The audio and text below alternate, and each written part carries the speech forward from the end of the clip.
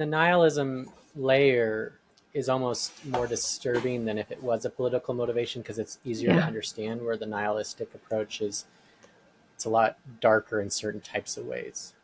it is. It's darker, and I mean, moving into my faith, it's harder to answer absent a faith. It's harder for, like, when and you see secular roles like governments and academics actually struggling with. It's called the problem of boys, or the challenge for young men.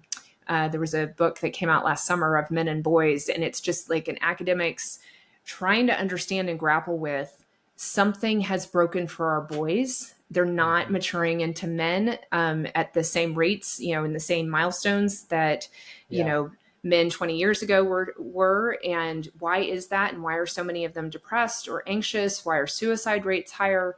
And so he's exploring all of these effects. And just one of those downstream effects is they're more willing to, commit an act of violence. Extremism is just one plausible solution, or solution is the wrong word. Plausible. It's one more societal ill Mm-hmm. that's coming from a bigger question of, like, our society is not helping boys develop into men of purpose.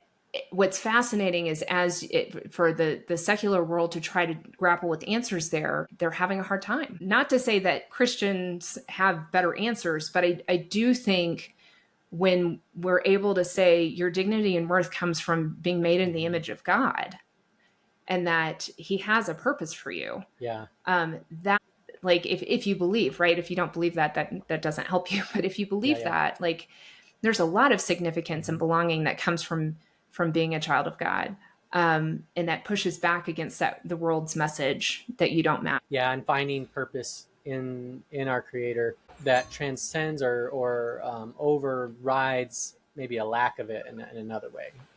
It's sort of this steady, eternal purpose that, as our life's purpose in a more immediate sense fluctuates, we have sort of this foundation underneath it.